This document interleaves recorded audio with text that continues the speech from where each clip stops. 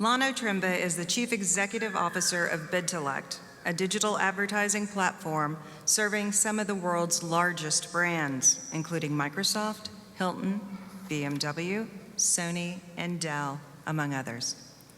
Lon is widely regarded as a pioneer of interactive media with more than 25 years of experience as an operating executive, investor, and advisor in the internet publishing, mobile, and broadcast music industries.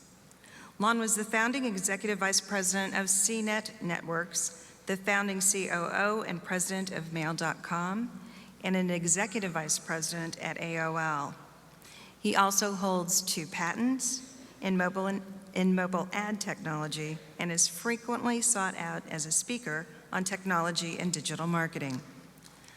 Lon grew up in East Point, graduating from East Detroit High, and went on to earn a degree at Michigan State University.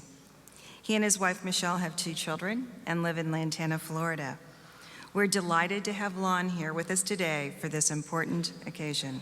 Please help me welcome Dr. Otremba.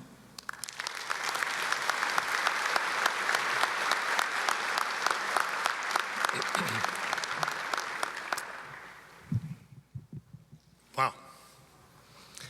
President Kelleher, Chairman Plotsky, trustees, faculty, graduates, families, friends. It is indeed an honor to be invited to speak to you all today and receive this honorary Doctor of Laws degree from Walsh College. I am truly, truly humbled as I look out at all of you, knowing very well how hard you worked to get to this day, the sacrifices you've made, the adversity you've faced, the challenges you met. But also, of course, on a day like today, it helps not to take ourselves too seriously. So I'll start out with a little story about a young accounting graduate, fresh out of college, knowing everything, of course, applying for this first job. The prospective employer asked him, "So what starting salary would you be looking for?" "Oh, around $150,000 a year, depending, of course, on the benefits package." So the boss says, "Well, how does this sound? 5 weeks paid vacation, 15% annual salary increases, mobile phone and internet reimbursed, company car every 20,000 miles. We'll make it a Mercedes convertible. How's that sound?" Well, the graduate could hardly believe his ears. He sat up straight, tried not to look too excited. "Wow, are you kidding?" "Yeah, but you started it." And then there's the 22-year-old who's hired by a hardware store chain to be the new assistant manager. He shows up for his first day of work at 8 a.m. sharp. The boss welcomes him, then he hands him a broom. "First, I need you to sweep out the store. And then when you're done with that, I'll show you where the window cleaning equipment is." "Sir," the young man protests, "you can't be serious. I'm a college graduate." "Oh, sorry," says the manager, pointing to the broom. "No problem, I can show you how that thing works." You know, unfortunately, these are not just jokes. They're becoming apt metaphors for how today's fast-paced business environment and strong job market can breed a false sense of entitlement among recent college graduates. It's actually pretty common knowledge, or at least common belief among my peers in the business world, that today's grads are spoiled brats who need to be managed differently, that they need to be coddled and are unwilling to do work that is beneath them. But I'm reminded of these jokes specifically because it seems to me Walsh graduates are the antithesis of the entitled grad. You're a bit older than is typical, more focused, more driven. You came to Walsh, an all-business institution, and are earning your degree here because you wanted to learn from the best and improve yourself and your value in the business world. That's not entitlement, it's ambition. But it should also be a commitment to continually getting better. So the first piece of advice I would offer you graduates today as you take that freshly minted degree you're about to receive into the workplace is simply this: don't act entitled. Instead, do something, do anything that's better to make you stand out from the crowd of the entitled ones. Getting better is a continuous process that never stops. So I challenge you all to keep doing what you can to demonstrate you are the best. This isn't the end of your story, after all. It's nearly the next chapter. Your decision to pursue a degree from Walsh set you apart from the start. And completing your degree and receiving your diploma today makes you an extremely valuable asset to any business. And I commend you for your success today, but don't rest on that accomplishment now. The day I received my own degree, I remember vividly, sitting as you all are today, wondering what the next chapter of my life would bring. So I'm certain that many of you are probably wondering the same thing. But as Yogi Berra once said, it's tough making predictions, especially about the future. So I'm not going to try to predict the future for you today. But looking back on my own career with the 20/20 clarity that process provides, I can tell you this. If you work hard and you live and work adhering to positive values and principles, things will likely turn out great for you. If you don't, they probably won't. As you can tell by my gray hair, or what you can see of it under this cap that I don't ever wear, I've followed a rather lengthy career path, and I'm a few years older than you. But I've always made a point along the way to learn from the ups and downs and the wins and losses, to attempt to continually get better and learn from my mistakes. In applying those lessons, some I learned on my very first week on the job, and others I learned as recently as last week. I've been able to make better decisions along the way and always try to do better work. Back in 1994, I was approached by a couple of very smart guys who had a vision for a media company that was 100% digital and of the web. And they asked me to join them in making that idea into a company. And that was at a time when there were exactly 0 companies that were built that way. And in that time, you could argue it was a pretty big ask of them for me.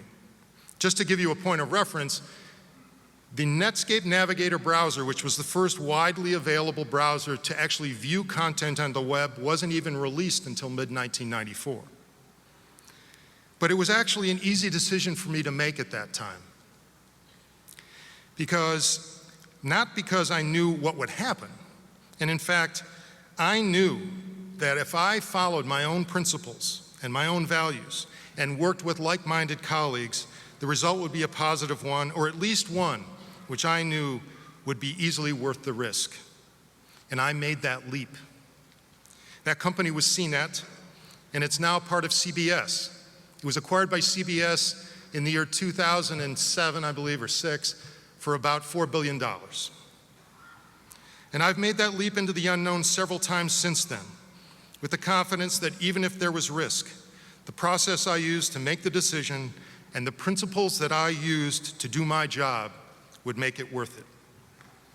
As someone who has personally been at the front line of one of the most disruptive eras in the history of American business, the digital revolution, I can tell you there have been plenty of times when none of us knew not just what was going to happen or how it would turn out, but even more how it was even supposed to work, because no one had ever done it before. When there is no script to work off of, no blueprint to double check, it forces a lot of innovation and new ways of thinking.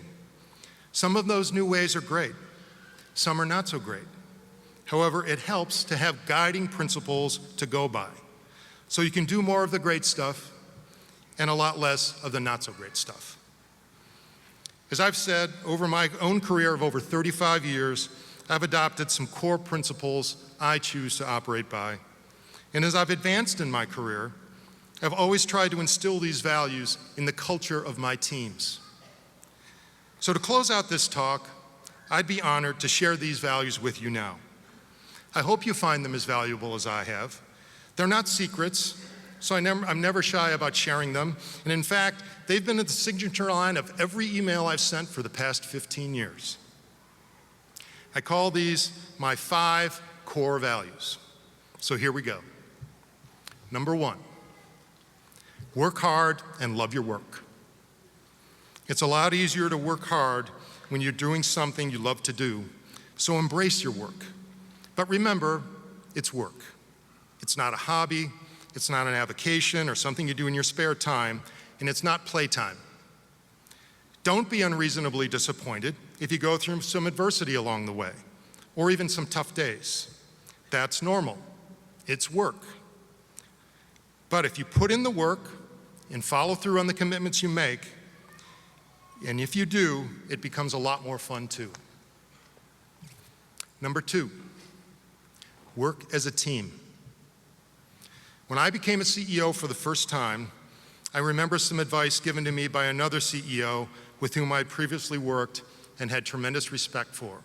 His name, incidentally, was Bob Sherman. He was the president of NBC Radio, was a very, very accomplished media executive for many, many years. He said this, "Lon, being a CEO can be a very lonely job. There's no one else in that chair but you, and ultimately, it only hangs on you one way or the other. But never forget this, running a business, any business, is a team sport. So always make sure your highest priority is building the best team, and then work hard to make that team work well together. Remember, even if you're the CEO, you're a part of the team." Number 3, the measured variable is the one that improves. The measured variable is the one that improves. Let that sink in. It's funny how that works. I can't tell you how many times I've solved a problem only when I understood quantitatively what was happening. This principle works in science, and it works especially well in business. It works with processes, and it really, really works well with people. In most businesses, people are its most valuable asset. If people understand what yardstick we use to measure success, that's when success starts to materialize.